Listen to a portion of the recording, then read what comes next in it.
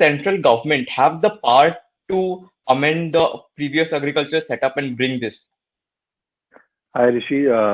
First of all, thank you for your organization for hosting me here for this wonderful event. It indeed is one of the most pressing issues in the country today, and almost I think every newspaper and most of the media channels are covering it. It's also trending on social media. And you have started with a very pertinent question as to whether the central government can impinge on the boundaries of the state government. But before we go there, let's understand the basic modalities and the boundaries that the Constitution has set up. So when we think of Farm Act, and there are two new Farm Acts which have been now promulgated and have made into an act, and one is an amendment to the Essential Commodities Act. So these three acts put together are being called Farm Act. Let me also quickly tell you the full form of these acts. The first act is the Assurance and Farm Services Act of 2020, and the other is the Farmers Produce Trade and Commerce Act of 2020. The third, as I said, is just a minor amendment to the Essential Commodities Act.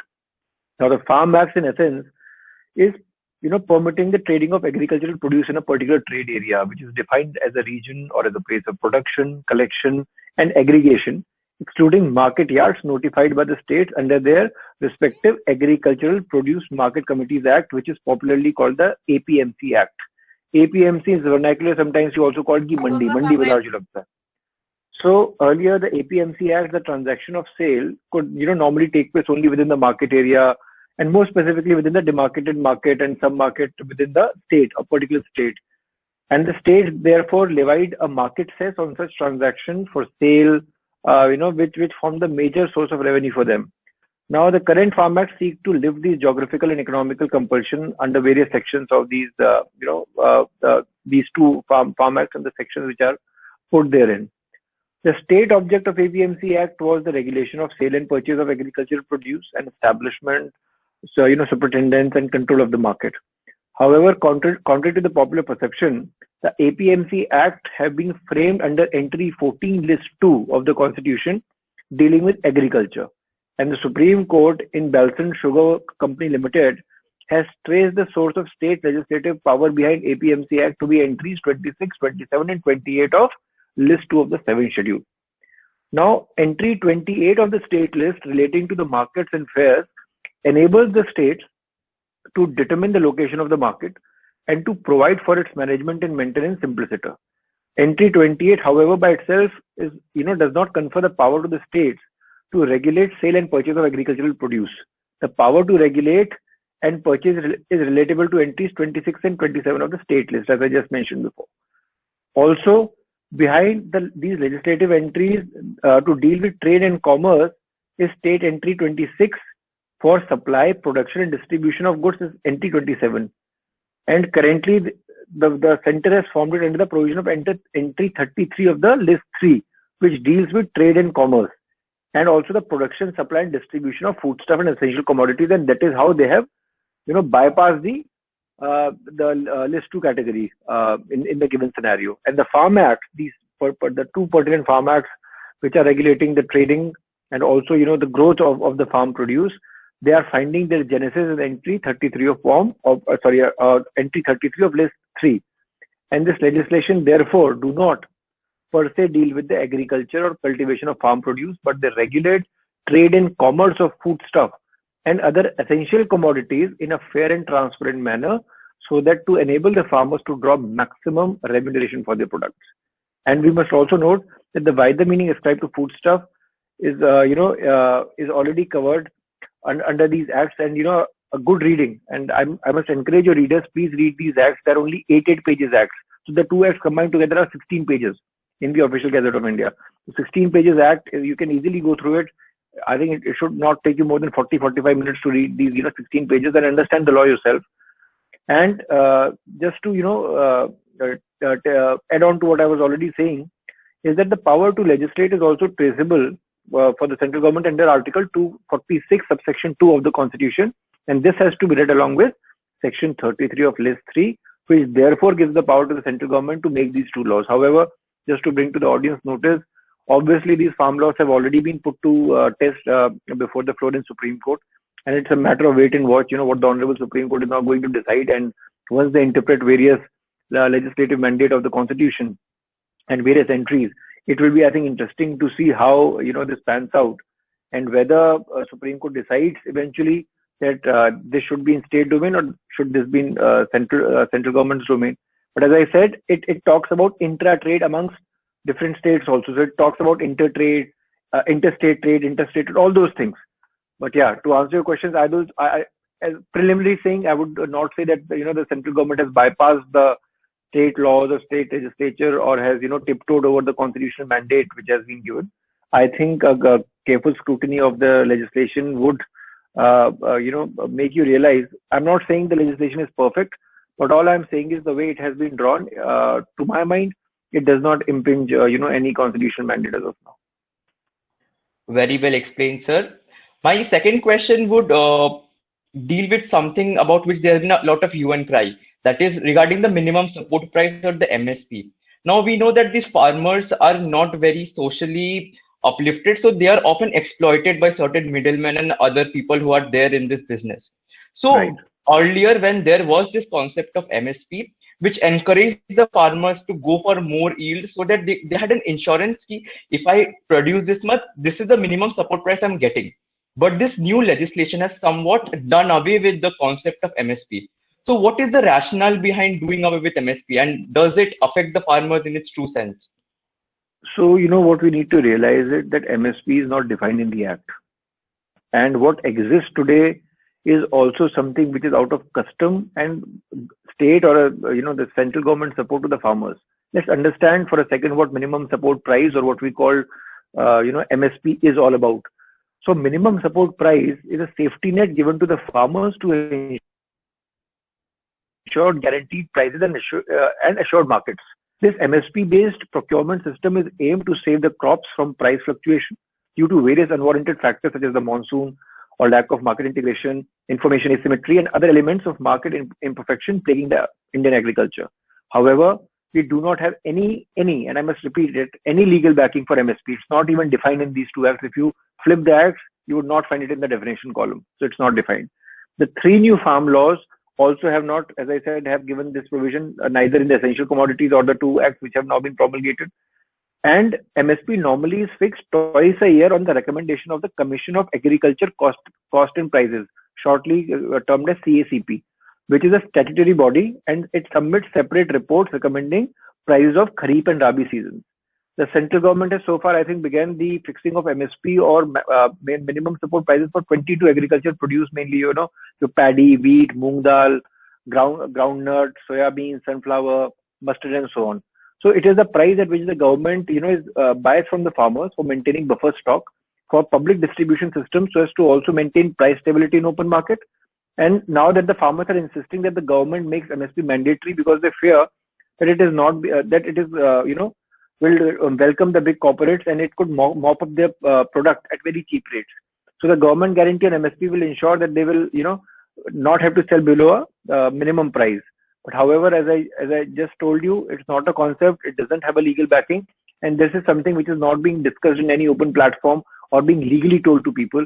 I think a little more legal education, a little more webinars like these would make people understand what is the difference between a customary understanding of MSP and a legal, because there is no legality to it, so there is no legal definition of MSP as of date.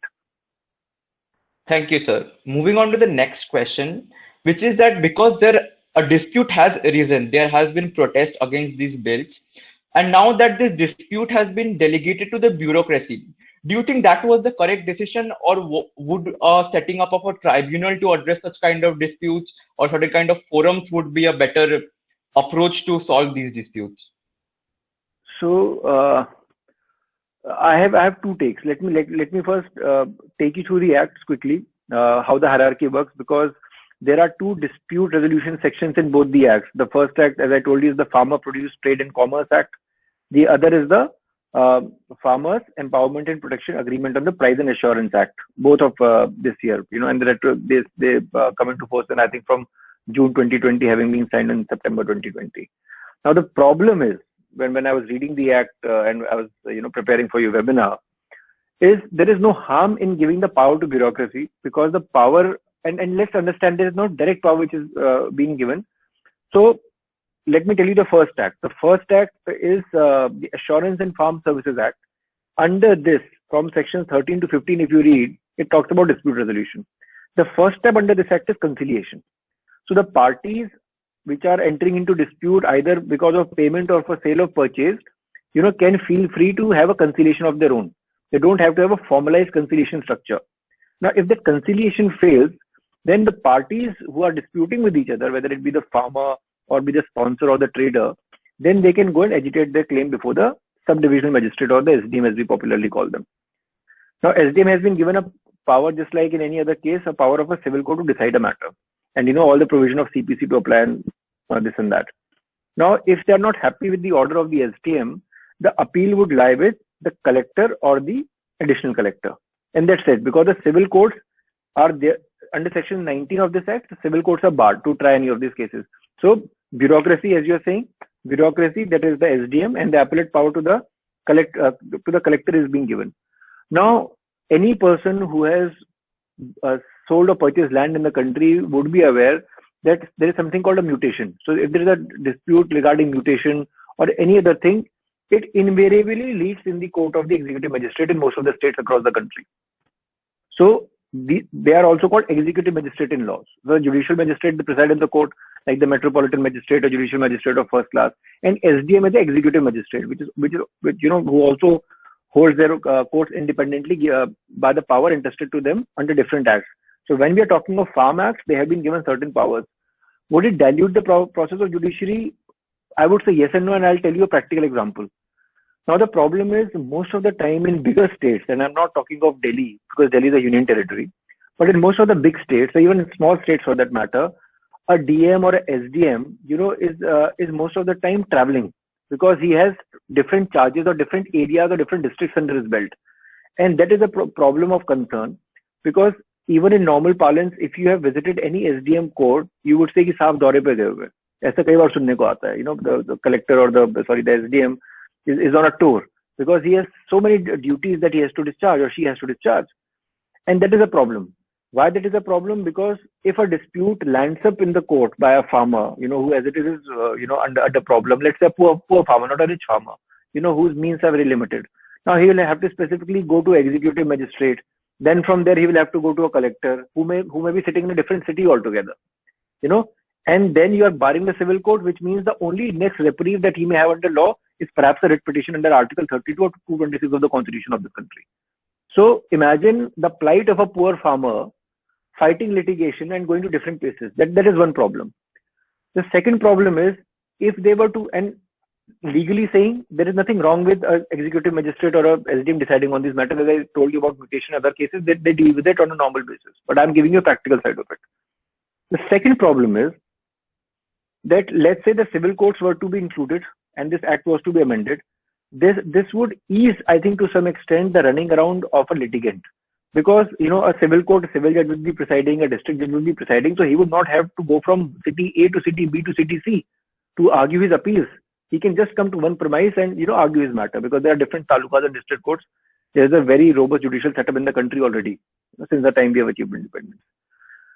The other thing that we have to understand under these acts is, so this was under the first act, conciliation, SDM and collector, that's the hierarchy. Under the second act, which is the Produce, Trade and Commerce Act, there is no conciliation prior to coming to the SDM.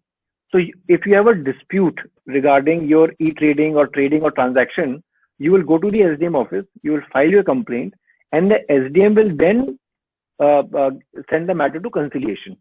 And that conciliation will act something like an arbitration, because one of the chairperson is going to be a government servant who is going to be appointed by the SDM, and the other two people will be nominated by one party each, which means let's say 3 board member. Something very similar to how we conduct arbitration in this country. So once you have done that and the parties are not happy with the conciliation board, then again the appeal rests with the collector or the additional collector.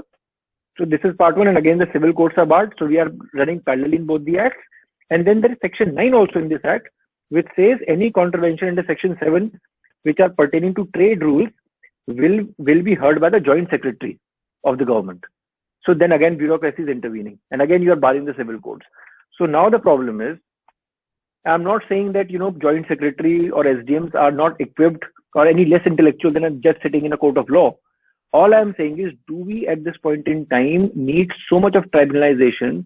Because by doing this, we are diluting the whole process. And I'm not only talking of farm law, I'm talking of other laws also. Why?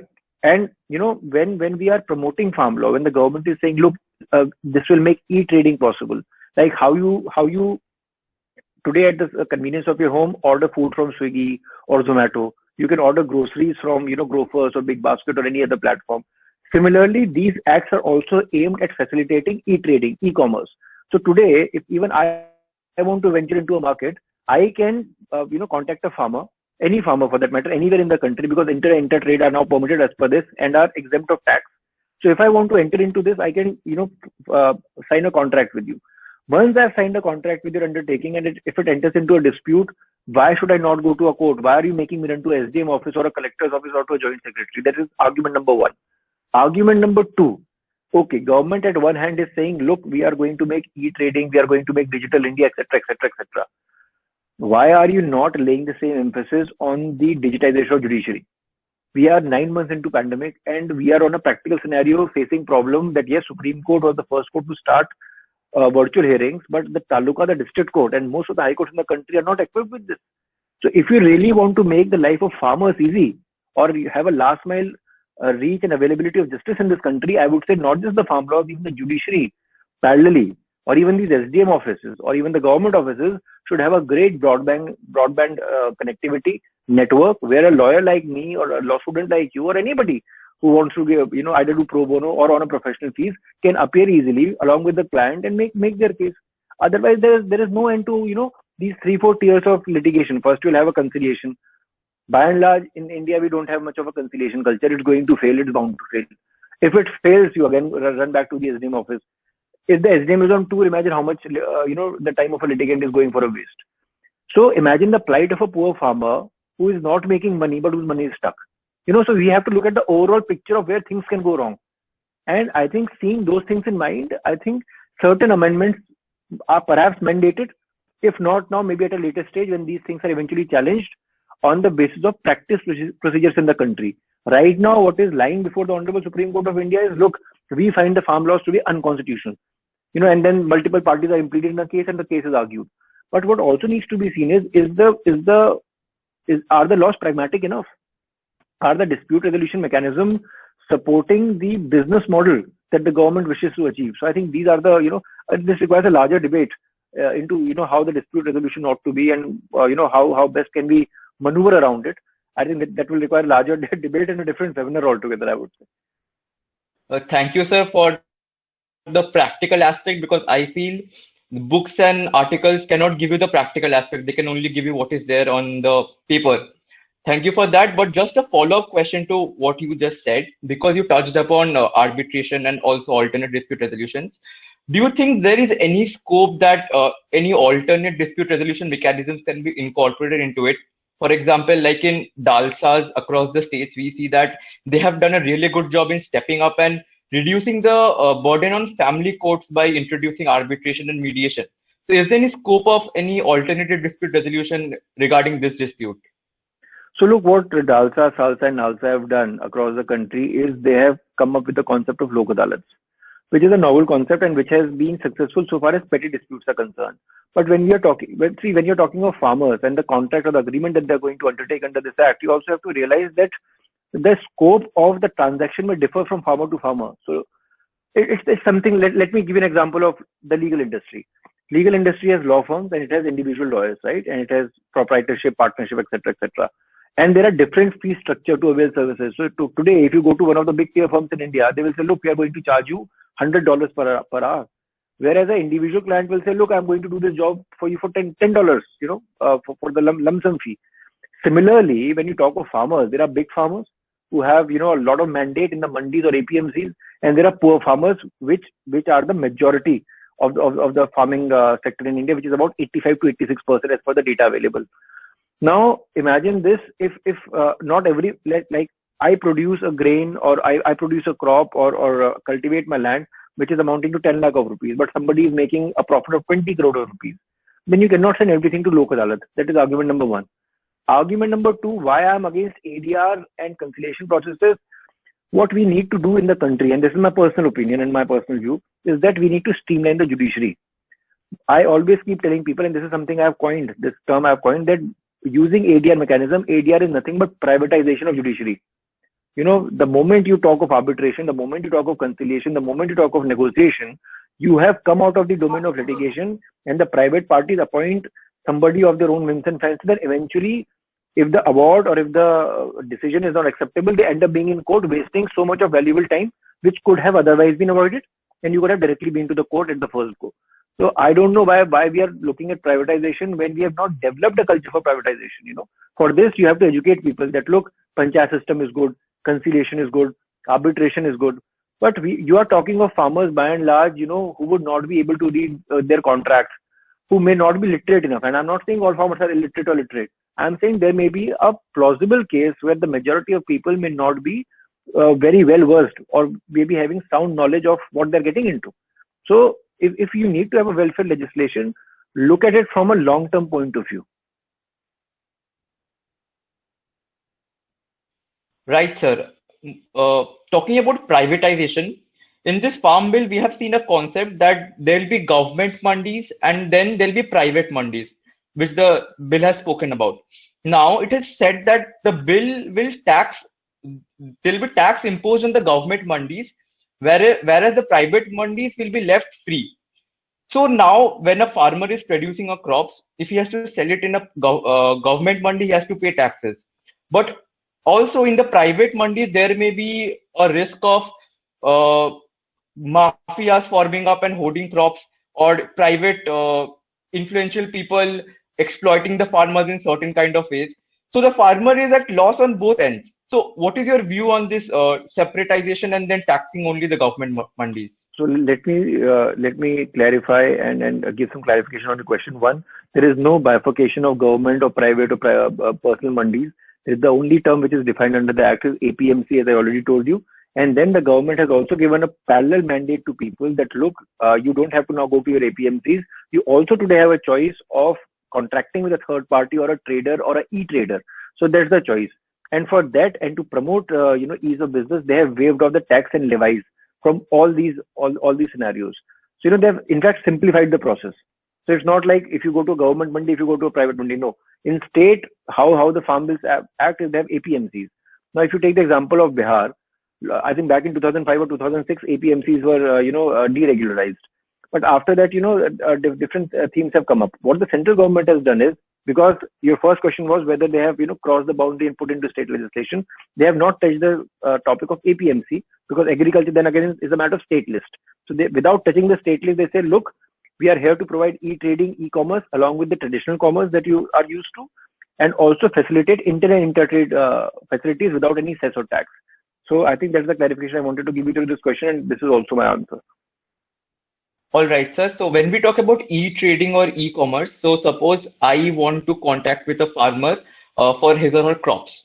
Now, when the farmer I'm contracting with is in a different state, then the farmer needs to spend money for transportation and insurance of the crops and everything like that. So why will a farmer staying in Bihar contact with a person staying in Maharashtra, for example, and bear the transportation cost, when in the previous status quo that we were having, the farmer could have gone to a nearby mandi and sold his goods? What is the benefit of the farmer there? So Rishi, there are three things you have to understand. If you read the acts in entirety, there is no compulsion. I think the acts categorically say that you may enter into a contract. It's not a shall. So it's a choice given to a farmer either to go to a APMC or to enter with a third party vendor or a trader. So the choice is open with the farmers. Now with the agitation, see, this is the problem in the country. Whenever agitation happens, people never read the law or the act. The same thing happened with CA and RC and all that, because it was hardly a 4-page amendment, but people believe in protests more than reading the law or going to the court, and that becomes a problem. My appeal to people or appeal to law students is, because you are part of the society, you may come in contact with the farmers, or some of you may be hailing from farm families or agricultural families. Please read the law, look how it's going to work, and we are putting a big question mark on a set of things which have not even started. The ordinance was promulgated in the middle of this year during the pandemic. Now it has become an act in September. Now it's also under challenge. But I think people who are actually afraid are the middlemen, because they are going to lose a huge chunk of their profits. So today, if I am a Aarti, and if I have a huge mandate, if I have monopolization on my APMCs, then why would I like my profit to go to a third party vendor or through a e-trading? That's the same thing that people are afraid of even before Zomato and Swiggy and Grofers and all these people came. Now tell me, you as a normal consumer, are you not benefited when you're buying something from Grofers? Or are you not benefited when you're buying something from Swiggy or Zomato? Because then you can do a price variation where you are getting the best deal. Similarly, if a farmer, if today I am a farmer and I'm taking your example, if I have to enter into an agreement with a party from Maharashtra, Maharashtra will not only have one person who may be interested in me, there may be 10 people. One may be giving me 100 rupee price purchase, the other may be giving me 70, and the other party may give me 150 rupees. So then it becomes my choice, which is best for me. So the farmers, I think, also benefit. But this is a wait and watch. We'll have to see how in practicality it pans out. I don't want to be too academic about it, but the only thing I'll say is the practical, solution can only come to the fore when people give a law or people give the mandate of the government some breathing space. Now, before the act can, come into being, before it can be, the practicality of it can be seen, you have already started the protest and you have challenged something in Supreme Court. So without knowing, without testing something on ground, I think it's a little foolish and premature, to challenge everything in the Supreme Court of India. Yes, some things may be right, some things may be wrong, but sometimes one has to be a little practical also when you're doing business. Right, sir. From the previous answer, what I could make out is that the process of globalization that we had seen in different other sectors of the economy has now been introduced to the farming sector, that the farming sector has also been globalized now. Now, Right. what that results in is that as a consumer, now I have the choice of looking at these different farmers offering me crops at different prices. Even the different farmers will be competing among themselves among different states, which was not happening earlier. In farmers from Bihar was competing with other fellow farmers from the Bihar who were selling in the same mandi, but now compete the entire country. How is that I, going to I, affect? I can't hear you very clearly, Rishi. I think your voice is cracking a little bit. Uh, Sir, am I audible now? Hello? Is my audible? Uh, Sir, It's coming in patches. Would you like to try just doing the audio for a bit? I just rejoin, sir. 1 minute.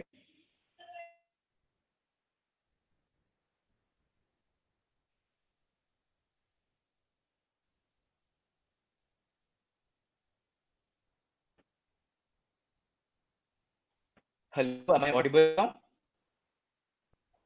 This is a little better. Let's go with this. All right, sir. So my question was, now that the farming sector has been globalized, a particular farmer now has to compete with the farmers from all across the country because everyone will be in the e-market. So given the literacy rate of the country, that basically farmers are not very aware about their rights, they're not very literate, how long for a farmer is he going to be able getting accustomed to I this can't new hear you, trade? Rishi. Your voice is cracking. I'm extremely sorry. I'm not sure what is wrong. I'll just change my Maybe internet. maybe try switching off your video. Sometimes I think the audio then becomes better. Yes, sir. Yes, sir. Sir, is it any better now? Yeah, this is better. Yeah. All right, sir. So my question was that now that farming has also been globalized, so a particular farmer in a state has to compete with the farmers across the country.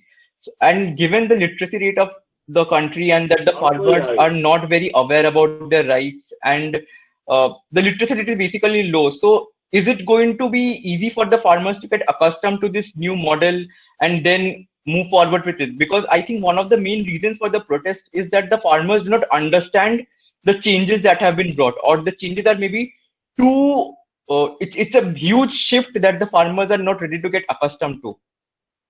Look, change is the only constant, and these changes are not very drastic. The government, the sake of repeating myself, has not eliminated APMCs as they are state subject. State now, the center has come out with the law. Let's say some of the states which are not governed by the ruling party at the center may decide to put up their own APMCs Act or amend those Act or put any other state or relating to agriculture which may hit this law altogether. By one law wants the inter and the interstate trading. If the state legislation comes up with challenging this or putting a little more cess or taxes, then the whole thing fizzles out. So I think it will also be interesting to see how this pans out at the political level.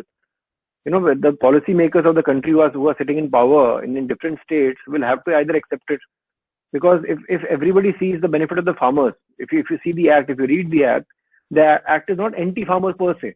There are certain things which can be definitely be ironed out. No act is perfect. But if today it's sitting at the convenience of my house, I can do e-trading with any person and get a wire transfer quickly, and I can cultivate my land. What's the harm in that? So that's the bigger debate that we need to have, rather than just confusing people or confusing farmers. Look, farmers are not fools. Please realize that they know their business better than you and I do. They know how the seasons pan out. They know what type of difficulty they face in a day-to-day agrarian economy. So it's not that they don't know. As I said, there are people with a vested interest, with monopoly, with cartelization, who may be severely impacted, and that is something which is, I think, worrying them. Right, sir. Sir, one of the sections of the Act mentions that the corporates can also now store different perishable and non-perishable goods. Now, this can lead to a price manipulation, and the corporates can buy crops at a cheaper rate from the farmer and sell it in the market at much higher rates, which could lead to inflation across the country. Now, Please go on. How can the government ensure that the interest of the common people of the country and the farmers are protected in such a situation? You answer me this. We are not talking of corporates and all. What are APMCs? All the mandi bazaris and all that. Are they not corporates in their own sense? Do they not? I mean, they may not be registered companies, let's say, but in literal sense, they are also people, running corporations. So right, many times in the past 5 years, I'm not even going to the long history. You might have seen, the tomato prices are soaring up, onion prices are soaring up. How was that happening when there were no farm laws? Think about it. So people always make things run, and that is something we forget. So the end consumer is always paying 100 rupees for an onion when it's on the peak. So what we need is a better cold storage system, better corporatization, and it doesn't say only corporates will do it. It says any third party, either a proprietor or a company or a partnership. There are different categories given in these acts who can enter into a trade agreement with the farmers. And as I said, it's a may, it's not a shall. So today I have a choice either to go to a mandi or to go to a third party. Right, sir. The last question from my side will be that the bill and the government is claiming that this bill is beneficial for the farmers and hence the income of the farmers will be increased. But it is not exactly very clear that how exactly is this law going to benefit or specifically increase the income of the farmers. Can you just throw some light on that? So I don't think the government is making any promises. All it can say is that this, according to them, that this law is not anti-farmer law. That is, I think, all they're saying, because no law in India guarantees you either an employment or an income. If that would be the case, Advocates Act would be the best act for all of us to make money. It's as simple as that. So similarly, the Farm Act is not promising you an income. All it's saying is, look, we are facilitating trade, commerce, e-commerce, and we are going to make your life simpler and easier with better produce, better quality checks, better cold storages. But for that, you will have to come out, you will have to enter into an agreement with other party, you will have to have some trust, you will have to, have checks and balances for this, and, change takes time to get implemented. So there are no promises that, today you are going to earn 1 lakh rupee a month or 10 lakh rupee a month. And as I also told you in a previous question segment, is there is no legal backing of MSP. So every person in this country is on their own. We are not a welfare state. We are a hardworking state, where people are dependent on their own. And the whole concept of Atmanirbharta comes from this only. I am self-reliant, you are self-reliant, and the farmers of this country are also self-reliant. What the government has to do is a better enactment of law, and through the better enactment of law, ensure that a person, who is the end user or the beneficiary of an act should not get unnecessarily embroiled into litigation. I think that is the most important thing to note. Thank you, sir. Those were the questions from my side. Now I would request the audience to please switch on their mics, introduce themselves, and they can pose questions to sir. They can also type their questions in the chat box. I'll read them out.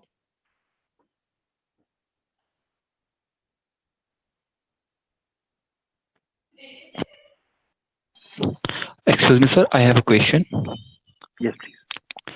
Sir, how do you see making MSP a legal right? Because already our granaries are overflowing. We have extra grains in our granaries. In fact, we are exceeding the limit of buffer stock. And because of this MSP, sir, the farmers of Punjab and Haryana especially are growing excess of paddy, which is already depleting the groundwater level too. And how do you see such this MSP, the concept of MSP and making MSP a legal right?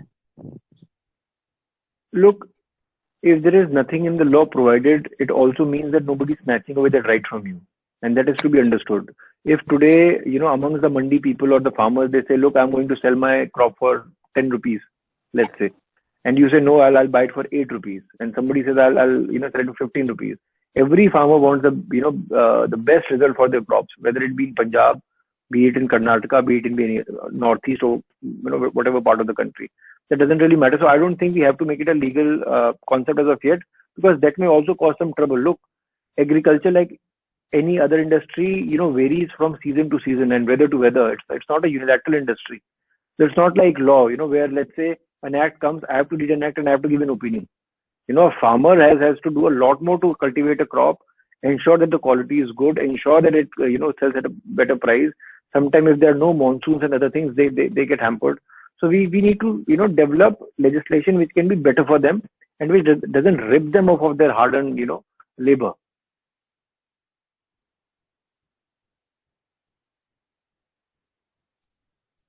Hello, sir. Sir, my question is that how would the idea be like increasing the government mandis and right to bazaars instead of getting the private players to the market? Madam, I think both the choices are there today.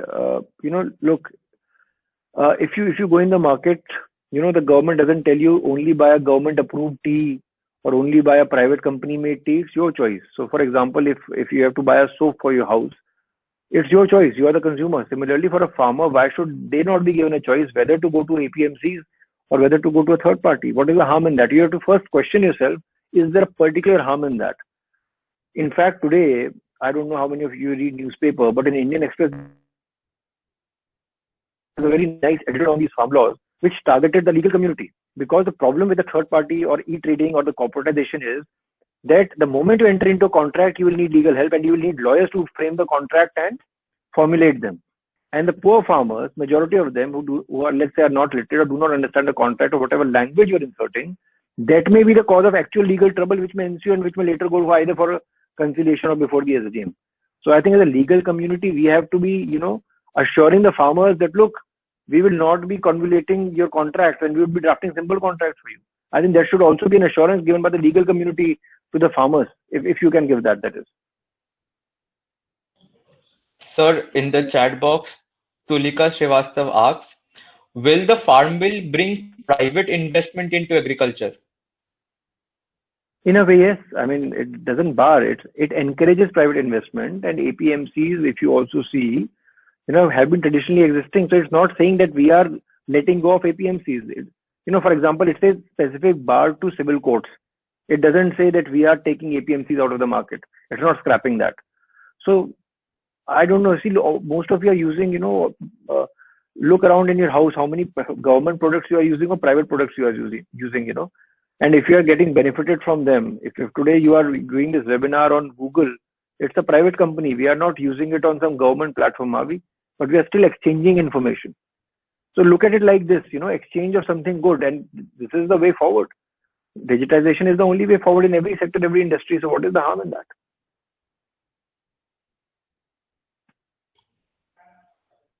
Thank you, sir. Are there any other questions? We have time for a couple more questions. Excuse me, sir. Sir, I was reading an article in an Indian Express in which the author said that even an FCI can buy a crop in a trade area that is specified in this legislation. So sir, if FCI will also buy in that trade area, then who will buy?